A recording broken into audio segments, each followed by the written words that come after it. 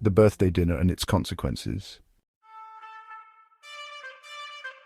At a dinner to celebrate the birthday of a great governor, the unexpected happened. While eating, drinking, making merry, and fraternizing with each other, we were shocked with the occurrence of a gruesome murder. A murder we could have avoided had we been sober and determined to speak out. I was among those invited to the state dinner to commemorate the ruler's birthday. It was a time to meet other rulers and be happy. On such occasions, we drank the best wine, listened to the best music, and had the best of meat and food. Surprisingly, the daughter of the ruler's wife came to dance. She danced so well that we were dazzled. After eating such fatty and spiced food, and drinking the best wine, the soothing music and flirting dance perfectly threw away our conscience and reasoning. We were enchanted by pleasure and excitement, until we were so paralyzed with joy that we failed to save a righteous man from death.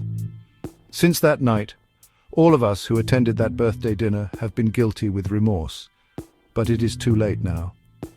John the Baptist told Herod that he could not take the wife of his brother Philip to be his wife. This troubled Herod, who saw John as a righteous man.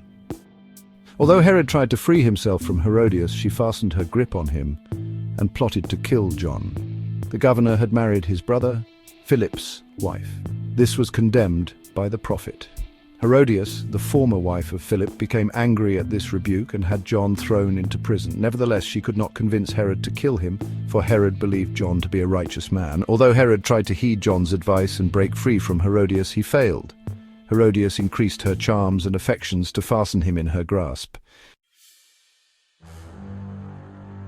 Unbeknown to us, she had plotted and planned for years to be avenged of John for speaking the truth to Herod.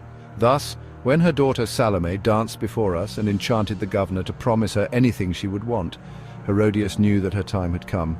Salome was horrified and reluctant to agree to her mother's demands for the head of John, but her mother prevailed, and she returned to Herod with her wish. Salome danced before the guests and impressed everyone so much so that Herod asked her to ask him for anything, and he would grant it.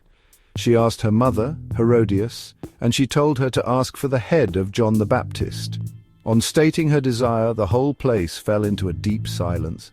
The governor was horrified and deeply troubled, like Darius of old, who was tricked into making a law that later implicated Daniel, his best governor. So was Herod trapped by his own promise.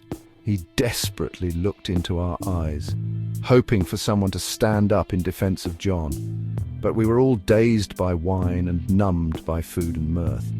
Our consciences were sold to pleasure, and we had no moral authority to stand up and defend that just man before Herod.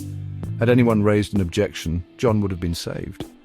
Like Belshazzar on the eve of his fall, food, alcohol, music, and women had blinded us to justice. Until the hands of God wrote on the wall, Mene Mene Tekel Uparsin. By our silence we condemned an innocent man to the ire and thirst of a revengeful and bitter woman. Salome sent John's head to Herodias, who received it with joy and a sense of accomplishment. Her accuser was dead. Wine is a mocker, strong drink is raging, and whosoever is deceived thereby is not wise. It is not for kings, O Lemuel, it is not for kings to drink wine, nor for princes strong drink, lest they drink and forget the law and pervert the judgment of any of the afflicted. Oh, John, what a life was his! He was the first to preach about Christ and the first to be martyred. He never had the opportunity to witness the miracles and works of Christ. His death was only a foreshadow of what was to befall Christ himself. Just as Herod bowed to Herodias' pressure and killed John, so did Pilate to Christ under pressure from the Jews.